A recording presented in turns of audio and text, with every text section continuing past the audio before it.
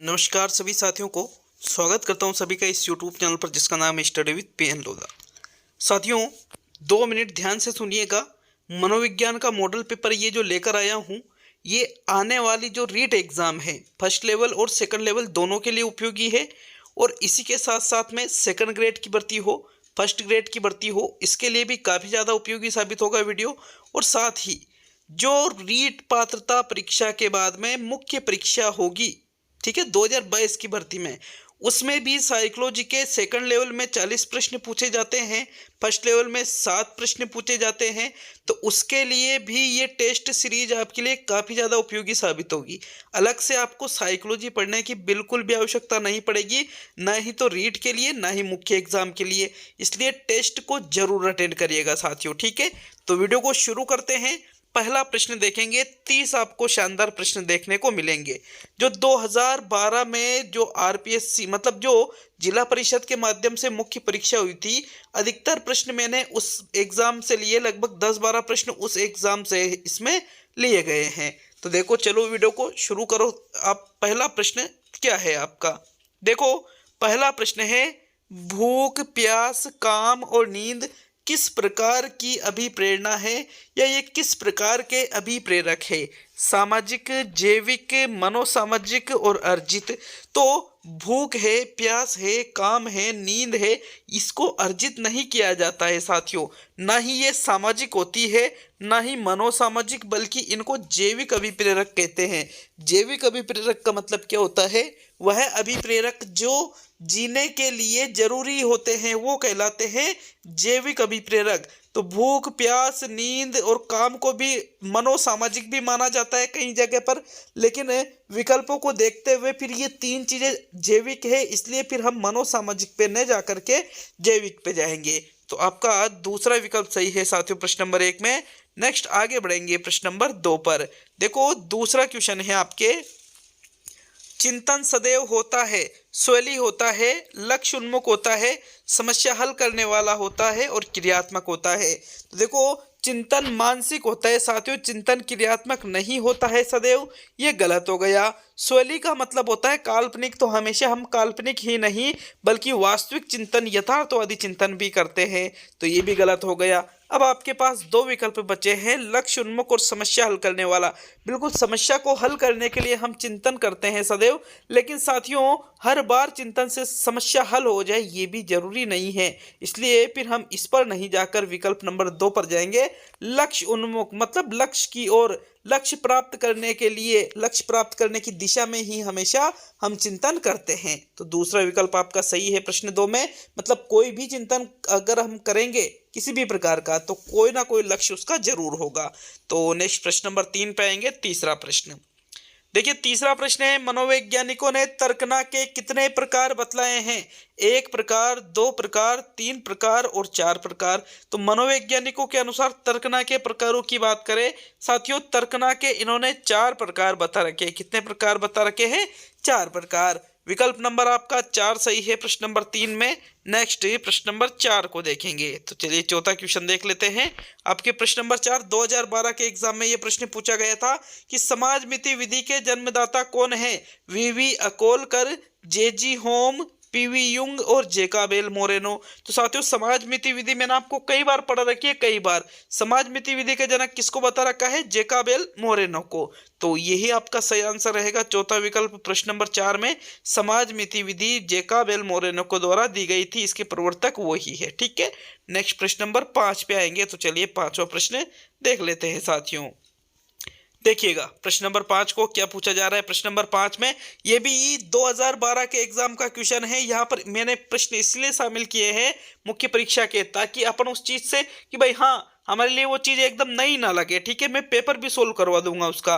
तो प्रश्न नंबर 5 देखिएगा, निम्न में से सीखने के सिद्धांतों और उनके प्रवर्तकों में कौन सही नहीं है?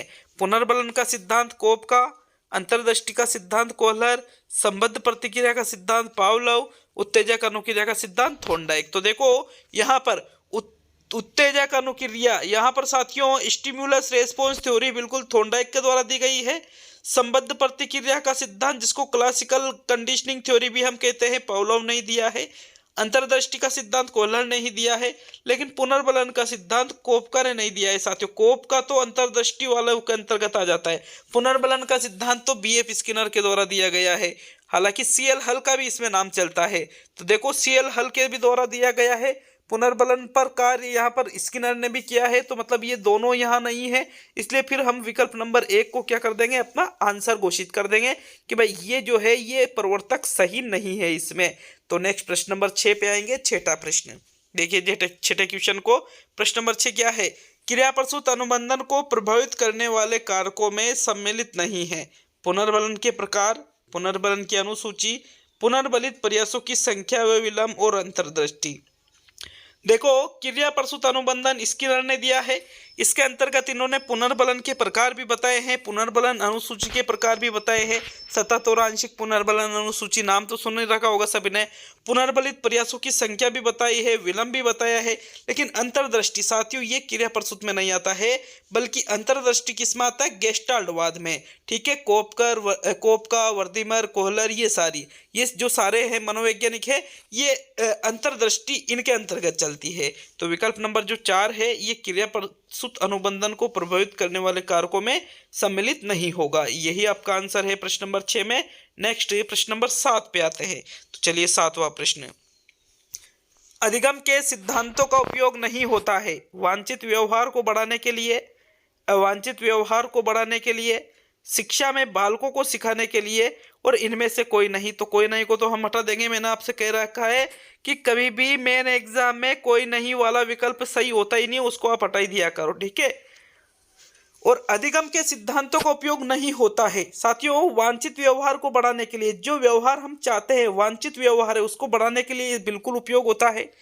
अवांछित व्यवहार को बढ़ाने के लिए जी नहीं, अवांछित व्यवहार को बढ़ाने के लिए इसका उपयोग नहीं होता है साथियों। अवांछित का मतलब वह व्यवहार जिसे हम नहीं चाहते हैं, क्या हम उसे और ज़्यादा बढ़ाएंगे, बिल्कुल भी नहीं। तो दूसरा विकल्प आपका सही है, इसके लिए अधिगम के सिद्धांतों का उपयोग नहीं किया जाता है। नेक्स्ट आते हैं प्रश्न नंबर 8 पर। तो 8वां प्रश्न आपके, अवधान, स्मृति, अनुकरण व अभिप्रेरणा किस सिद्धांत से संबंधित कारक है। अल्बर्ट बंडूरा का सिद्धांत, टोलमैन का सिद्धांत, मेस्लो का सिद्धांत और स्किनर का सिद्धांत। तो देखो अवधान है, स्मृति है, अनुकरण है, अभिप्रेरणा है साथियों, ये चीजें स्किनर के सिद्धांत से संबंधित बिल्कुल भी नहीं है, ना ही टोलमैन के। दो है यहाँ पर, एक तो अल्बर्ट बंडूरा का सिद्धांत और एक मेस्लो का। मेस्लो ने जो सिद्धांत दिया था वो दिया था आवश्यकता पदानुक्रम का सिद्धांत। तो इसमें इन्होंने 5 प्रकार की आवश्यकता बताई है जिसमें ये चीज़ें नहीं होती है। तो ये चीज़ें किसमें होती है, अल्बर्ट बंडूरा के सिद्धांत में। जो अल्बर्ट बंडूरा का सिद्धांत था इसमें इन्होंने baby doll studies, baby doll पर जो प्रयोग किया था, जीव जोकर पर जो प्रयोग किया था, इन्होंने बताया था कि बालक अनुकरण के माध्यम से सीखता है। तो ये सारी चीज़ें अल्बर्ट बंडूरा के सिद्धांत के अंतर्गत आ जाती है। विकल्प 1 सही है 8वें क्वेश्चन में। नेक्स्ट प्रश्न नंबर 9 पे आते हैं साथियों। 9वां प्रश्न देखते हैं आपके प्रश्न नंबर 9, सेलिगमैन तथा मायर ने मनोविज्ञान के किस क्षेत्र में अत्यधिक प्रसिद्ध प्रयोग किया। अधिगम अशक्तता में, अधिगम असहायता में, सांवेगिक बुद्धि में और अभिप्रेरणा में। तो देखिएगा इनके द्वारा जो प्रयोग किया गया था साथियों वो किया गया था अधिगम असहायता में। इन्होंने बंदरों के ऊपर प्रयोग किया था, बंदरों और कुत्तों के ऊपर, सेलिगमैन और मेयर ने। विकल्प नंबर आपका 2 सही है प्रश्न नंबर 9 में। नेक्स्ट आगे बढ़ेंगे प्रश्न संख्या 10 पर। तो चलिए 10वां प्रश्न देख लेते हैं साथियों। आपके सामने 10वां प्रश्न आ चुका है। पढ़ते हैं प्रश्न को और फिर इसका उत्तर देखते हैं। रोरशाही धब्बा परीक्षण का प्रयोग किया जाता है बुद्धि के मापन के लिए, रुचि के मापन के लिए, उपलब्धि के मापन के लिए और व्यक्तित्व के मापन के लिए। ये प्रश्न भी 2012 एग्जाम का है, मुख्य परीक्षा का। अब आप कहोगे कि सर ऐसे प्रश्न तो ये तो इजी प्रश्न है, तो भाई 2012 के आज से 10 साल पहले के प्रश्न है साथियों। आप समझ सकते हो अब 10 साल बाद में प्रश्न आएंगे तो थोड़े चेंज जरूर होंगे, पैटर्न चेंज होगा, तरीका चेंज होगा। और मुख्य परीक्षा यूँ मान लो आरबीएससी माध्यमिक शिक्षा बोर्ड तो कराएगी नहीं, आरपीएससी के माध्यम से यदि आपका पेपर होता है तो समझ लो आप कठिन ही प्रश्न आपके सामने आने वाले हैं। देखो रोरशाही धब्बा परीक्षण का प्रयोग किसके लिए किया जाता है साथियों, व्यक्तित्व के मापन के लिए। अचेतन मन के आधार पर व्यक्तित्व का मापन इसमें किया जाता है। यह व्यक्तित्व मापन की एक प्रक्षेपी विधि है। कैसी विधि है, एक प्रक्षेपी विधि है जिसमें कुल 10 कार्ड होते हैं। इन कार्डों को दिखा करके ही व्यक्ति से कुछ प्रश्न पूछे जाते हैं और उनके जो जवाब है व्यक्ति देता है, जिसके आधार पर व्यक्तित्व का मापन किया जाता है। तो विकल्प नंबर आपका 4 बिल्कुल सही है 10वें प्रश्न में। नेक्स्ट प्रश्न संख्या 11 पे आएंगे, आपके 11वां प्रश्न। देखो 11वां प्रश्न है, ये प्रश्न भी 2012 के एग्जाम में पूछा गया था कि मनोविश्लेषणवादियों के अनुसार मन का सबसे महत्वपूर्ण भाग कौन सा है? वातावरण, चेतन मन, अचेतन मन और उपचेतन मन। देखो मनोविश्लेषणवादी का मतलब यहाँ पर सबसे पहले हमारे माइंड में नाम आता है सिगमंड फ्रायड का। सिगमंड फ्रायड ने मन के 3 स्तर बताए हैं, चेतन, अचेतन और अर्धचेतन। साथियों इसमें अचेतन मन को सबसे ज्यादा महत्वपूर्ण माना है और यह 9/10 होता है, ऐसा इनका मानना था।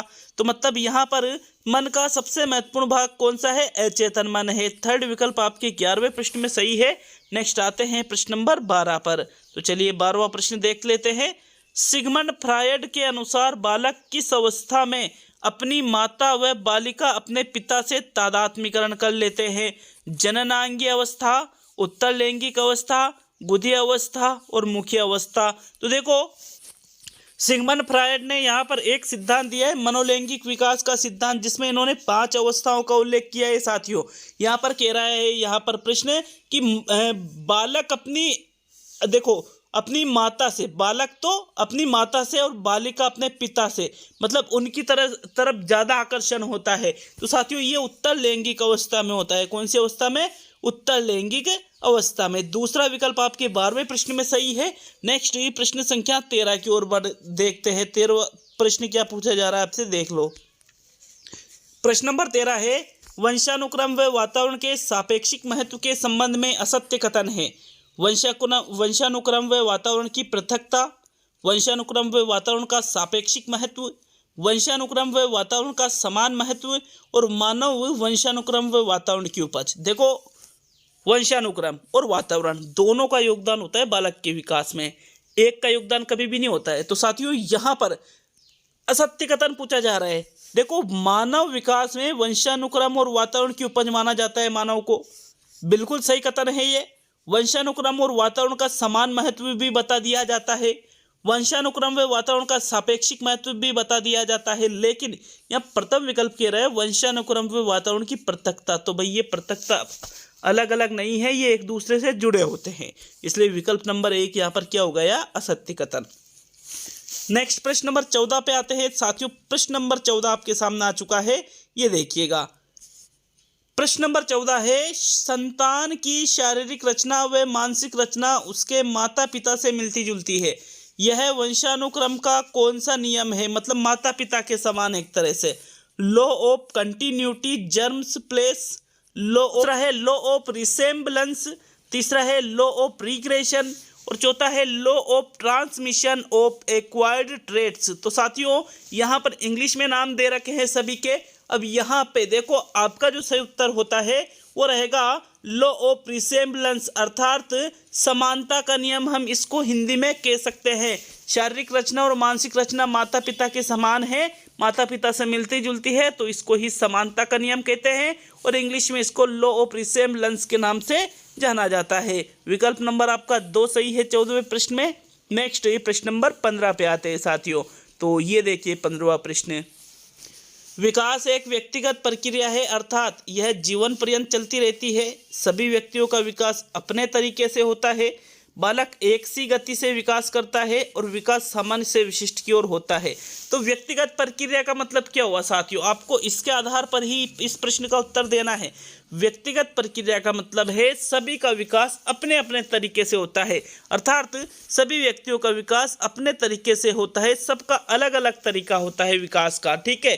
कुछ ना कुछ खुद की विशेषता होती है, भले ही जीवन पर्यंत चलती रहे, एक गति से विकास करे या सामान्य से विशिष्ट की ओर, सारी चीज़ें होती है सभी में, लेकिन साथियों सभी का विकास अपने अपने तरीके से होता है। इसका मतलब क्या है कि यह एक व्यक्तिगत प्रक्रिया है। दूसरा विकल्प 15वें प्रश्न में सही रहेगा। नेक्स्ट प्रश्न नंबर 16, यह प्रश्न भी 2012 के एग्जाम में पूछा गया था। दमन एवं शमन प्रकार है, अभिप्रेरणा विधियों के, समायोजन विधियों के, रक्षा युक्तियों के, शिक्षण के। तो भाई दमन और शमन मैंने अच्छी तरह से जब आपको साइकोलॉजी पढ़ाई थी तो ये चीजें पढ़ा रखी है कि दमन और शमन किसके प्रकार है, समायोजन की विधियां है साथियों। ये क्या है, समायोजन की विधियां। हालांकि रक्षात्मक युक्तियां भी इनको कहा जाता है, लेकिन समायोजन की विधियों के अंतर्गत इनको शामिल करेंगे। तो दूसरा विकल्प यहाँ पर ज्यादा बेटर रहेगा, तो यही आपका आंसर है। इनको रक्षात्मक युक्तियां भी कहते हैं। ठीक है, नेक्स्ट प्रश्न नंबर 17 पे आते हैं साथियों। चलिए 17वां क्वेश्चन देख लेते हैं। प्रश्न नंबर 17, यांत्रिक स्मृति का संबंध है। ये प्रश्न भी 2012 में पूछा गया था। आदत के नियम से, निरंतरता के नियम से, परस्पर संबंध के नियम से, रुचि के नियम से। तो यांत्रिक स्मृति का संबंध इनमें से साथियों निरंतरता से नहीं है, ना ही रुचि से है, ना ही परस्पर संबंध से है, बल्कि यांत्रिक स्मृति का संबंध किससे है, आदत के नियम से। कि जब हमारी किसी कार्य को करने की आदत पड़ जाती है तो वो किस में चला जाता है, यांत्रिक स्मृति में। एक तरह से मशीनीकरण हो जाता है उस चीज के लिए दिमाग में साथियों। तो विकल्प 1 सही है प्रश्न नंबर 17 में। नेक्स्ट प्रश्न नंबर 18 पे आएंगे। तो आपके 18वां प्रश्न, निम्न में से कौन सा कथन सत्य नहीं है। पहला कथन, वृद्धि एक जैविक प्रक्रिया है। दूसरा कथन, शिक्षण एक लक्ष्य उन्मुख प्रक्रिया है। तीसरा कथन, अधिगम जीवन भर चलने वाली प्रक्रिया है। और चौथा कथन, विकास एक मात्रात्मक प्रक्रिया है। तो देखो सत्य नहीं है, कौन सा कथन सत्य नहीं है। तो वृद्धि जैविक प्रक्रिया बिल्कुल है साथियों। शिक्षण एक लक्ष्य उन्मुख प्रक्रिया है, लक्ष्य उन्मुख मतलब लक्ष्य की प्राप्ति की ओर, यह भी बिल्कुल सही है। अधिगम जीवन भर चलने वाली प्रक्रिया है, यह भी बिल्कुल सही है। लेकिन चौथा कह रहा है विकास एक मात्रात्मक प्रक्रिया है। जी नहीं, विकास मात्रात्मक नहीं होता है, विकास होता है गुणात्मक। वृद्धि होती है मात्रात्मक। मात्रात्मक का मतलब किससे लिया जाता है, जिसको नापा तोला जा सके साथियों। विकास को नाप तोल आप नहीं सकते, वृद्धि को नाप तोल सकते हो। तो विकास गुणात्मक होता है और वृद्धि क्या होती है, मात्रात्मक होती है। तो विकल्प नंबर आपका जो 4 है यही आपका सही आंसर है, क्योंकि ये सत्य कथन नहीं है। नेक्स्ट आगे बढ़ेंगे प्रश्न नंबर 19 पर। तो आपके 19वां प्रश्न, निम्न में से कौन सा विकास का सिद्धांत है। यह निरंतर चलने वाली प्रक्रिया नहीं है। विकास की सभी प्रक्रिया अंतर संबंधित नहीं है। सभी की विकास दर समान नहीं होती है। विकास हमेशा रेखीय होता है। तो देखो क्या है प्रश्न, कौन सा विकास का सिद्धांत है, सिद्धांत है। ठीक है, आपको ये देखना है। अब देखो आप प्रश्न को, पहला क्या कह रहा है, निरंतर चलने वाली प्रक्रिया नहीं है। तो भाई विकास तो निरंतर चलने वाली प्रक्रिया है, लगातार। तो ये गलत हो गया, ये आपका आंसर नहीं है। विकास की सभी प्रक्रिया अंतर संबंधित नहीं है, ये भी गलत बोल रहा है, क्योंकि विकास की सभी प्रक्रिया अंतर संबंधित एक दूसरे से जुड़ी होती है। तो ये भी आपका आंसर नहीं है, ये भी गलत बोल रहा है। तीसरा है सभी की विकास दर समान नहीं होती है, बिल्कुल सही। सभी की विकास दर समान नहीं होती है, अलग अलग होती है, क्योंकि विकास एक व्यक्तिगत प्रक्रिया है साथियों। तो तीसरा कथन बिल्कुल विकास के सिद्धांतों के अंतर्गत आता है। चौथा क्यों नहीं आता है, क्योंकि चौथा कथन कह रहा है विकास हमेशा रेखीय होता है। तो रेखीय नहीं, विकास शाखीय होता है। क्या होता है, शाखीय। ठीक है, विकल्प नंबर आपका 3 बिल्कुल इस प्रश्न का सही उत्तर होगा। अगला 20वां प्रश्न देखेंगे। तो प्रश्न नंबर 20 है, बादशाहत की प्रवृत्ति बालक में कौन सी अवस्था में पाई जाती है। शैशवावस्था में, बाल्यावस्था में, किशोरावस्था में, प्रौढ़ावस्था में। भाई बादशाहत की प्रवृत्ति प्रौढ़ावस्था में तो नहीं पाई जाएगी उसमें। अब 3 चीजें हैं आपके पास, शैशवावस्था, किशोरावस्था, बाल्यावस्था। साथियों इस प्रश्न का जो सही उत्तर है वो रहेगा शैशवावस्था। शैशवावस्था में बालक में बादशाहत की प्रवृत्ति पाई जाती है। विकल्प नंबर आपका 1 सही है 20वें प्रश्न में। नेक्स्ट प्रश्न नंबर 21 पे आएंगे। तो आपके 21वां प्रश्न, किशोरावस्था आरंभ होती है, ये भी 2012 में प्रश्न पूछा गया था साथियों। 12 वर्ष की आयु से, 10 वर्ष की आयु से, 16 वर्ष की आयु से, 18 वर्ष की आयु से। तो भैया किशोरावस्था 18 वर्ष की आयु से तो बिल्कुल भी आरंभ नहीं होगी, 16 से भी नहीं, 10 से भी नहीं, बल्कि 12 वर्ष की आयु से किशोरावस्था आरंभ होती है। प्रथम विकल्प आपके 21वें क्वेश्चन में बिल्कुल सही है। नेक्स्ट प्रश्न नंबर 22 पे आएंगे। तो आपके 22वां क्वेश्चन देख लेते हैं। निम्न में से कौन सा अधिगमकरण का सिद्धांत नहीं है। अधिगम संदर्भित है, अधिगम तात्कालिक है, अधिगम एक सामाजिक क्रिया है और अधिगम एक सक्रिय क्रिया है। तो बिल्कुल यहाँ पर अधिगमकरण के सिद्धांतों के अंतर्गत इसका मतलब क्या हुआ कि अधिगम के बारे में कौन सा कथन सही नहीं है। तो साथियों सक्रिय क्रिया माना जाता है कि अधिगम को, बिल्कुल माना जाता है। सामाजिक क्रिया भी माना जाता है। संदर्भित मतलब किसी विशिष्ट उद्देश्य की प्राप्ति हेतु किया जाता है, ये भी बिल्कुल सही है। लेकिन अधिगम तात्कालिक है, तो अधिगम तात्कालिक नहीं होता है। तात्कालिक मतलब क्या तुरंत हर बार अधिगम हो जाएगा? नहीं होगा साथियों। दूसरा विकल्प सही है क्योंकि अधिगम में समय लगता है। 22वें प्रश्न में आपके सेकंड विकल्प सही है। नेक्स्ट प्रश्न नंबर 23 पे आएंगे, तो आपके 23वां प्रश्न साथियों 23वां प्रश्न है, सीखने के वक्र सीखने की प्रगति के सूचक है, सीखने की मौलिकता के सूचक है, सीखने के गत्यात्मक स्वरूप के सूचक है, सीखने की रचनात्मकता के सूचक है। तो भाई सीखने के वक्र कैसे बनते हैं मैं आपको बता देता हूँ। इस प्रकार से सीखने के वक्र बनते हैं, कभी ऊपर कभी नीचे, कभी सीख रहे, कभी सीधा वक्र चल रहा है, कभी नीचे आ जाता है, कभी ऊपर चला जाता है। तो हमें ये बताता है कि भाई सीखना किस दर से हो रहा है, कम हो रहा है, ज़्यादा हो रहा है या एक जैसा चल रहा है। तो ये सीखने की प्रगति के सूचक होते हैं। विकल्प नंबर आपका 1 सही है 23 में। नेक्स्ट प्रश्न नंबर 24 पे आएंगे, तो चलिए 24वां प्रश्न, व्यक्तित्व का समाजशास्त्रीय प्रकार का सिद्धांत दिया गया है हिप्पोक्रेट्स के द्वारा, क्रेशमर के द्वारा, शेल्डन के द्वारा, स्प्रेंजर के द्वारा। तो साथियों व्यक्तित्व का समाजशास्त्रीय प्रकार का सिद्धांत इनमें से किसके द्वारा दिया गया है? बहुत ही ज़्यादा महत्वपूर्ण प्रश्न है। इस प्रश्न का जो सही उत्तर है वो रहेगा स्प्रेंगर के द्वारा व्यक्तित्व का समाजशास्त्रीय प्रकार का सिद्धांत दिया गया था। तो चौथा विकल्प आपके 24 में सही है। नेक्स्ट आगे बढ़ते हैं प्रश्न नंबर 25 पर। 25वां प्रश्न, इनमें से कौन सा व्यक्तित्व का भाग तार्किक रूप से नियंत्रित है जो वास्तविकता के नियम पर आधारित होता है? इदम, अहम, परा अहम और लिबिडो। तो देखो व्यक्तित्व के जो भाग होते हैं, एक तो होता है इड, एक होता है ईगो, एक होता है सुपर ईगो। तो इनमें से तार्किक रूप से नियंत्रित होता है और वास्तविकता के नियम पर आधारित। तो भैया इदम तो बिल्कुल भी तर्क नहीं देता है। इदम मतलब इड, ये तो पूर्ण रूप से अपनी संतुष्टि चाहता है। परा अहम तर्क तो देता है लेकिन वास्तविकता पर नहीं होता है ये आधारित, इसलिए ईगो इसका सही आंसर रहेगा अहम, क्योंकि परा अहम मतलब निस्वार्थ भावना, जबकि वास्तविकता में निस्वार्थ भावना नाम की कोई चीज नहीं होती है। ठीक है, दूसरा विकल्प आपका सही है प्रश्न नंबर 25 में। नेक्स्ट प्रश्न नंबर 26 पे आएंगे, तो 26वां प्रश्न, खुला, बंद व चित्रात्मक किसका प्रकार है? प्रक्षेपण विधि का, प्रयोगात्मक विधि का, प्रश्नावली विधि का, केस अध्ययन विधि का, जिसको हम केस स्टडी भी कहते हैं। तो साथियों एक तो होती है खुली प्रश्नावली, एक होती है बंद प्रश्नावली, एक होती है चित्रित प्रश्नावली, और इस एक और चौथा प्रकार भी होता है मिश्रित प्रश्नावली। ये सारे भी जो प्रकार है ये प्रश्नावली विधि के प्रकार होते हैं। किसके प्रकार होते हैं? प्रश्नावली विधि के। यहाँ पर तीसरा विकल्प आपका प्रश्न नंबर 26 में बिल्कुल सही आंसर है।